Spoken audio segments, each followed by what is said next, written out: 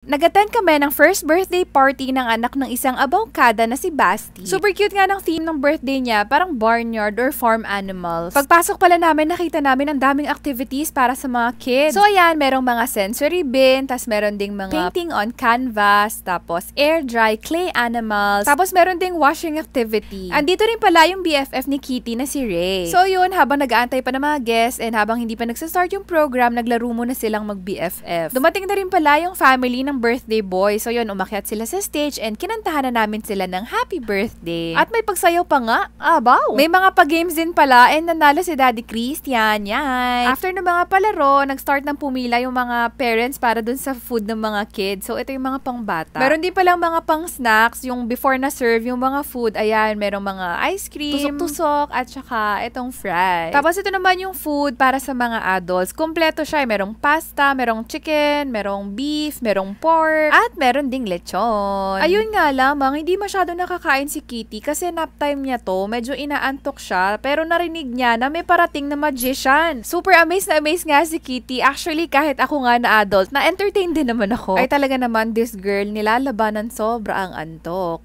Meow. Sleep is life daw, pero magician is lifer. Medyo marami rin palang tricks si Kuya, in fairness. And aside sa mga magic tricks, meron din pala siyang dalang puppet. After niya mag-perform, ayan, merong mga confetti. Pinaglaruan pa nga ni Kitty, ginawang headband. So yun, after ng everything, nag-abot na ng mga souvenir, tapos nag-picture-picture na kami before kami umuwi. Ito na nga pala yung laman ng loot bag galing dun sa birthday ni Baby Basti. So yung first na nakuha natin is Chucky. Meron din palang Oreo, sakto pang baon ni Kitty sa school. Next is itong para siyang sand art. Meron din pang painting. Meron din palang puzzle kaso wala na siya sa tamang place kasi nalaro na ni Kitty. Meow. Meron din pala nitong cats, tsaka airplane, tsaka meron pang isa na car. Ito yung mga tipo ng toy na tumatakbo kapag hinila mo sila. Tapos meron din pala siyang slinky na smiley. Meron din palang baby wipe. Tapos itong light up toy na SpongeBob. Oh, wow. Meron din pala nitong parang puzzle na ball. Natatanggal yan yung mga pieces niya, tapos meron bell sa loob. And lastly, ito nga pala yung napanalunan ni Daddy Chan dun sa pag-games nila.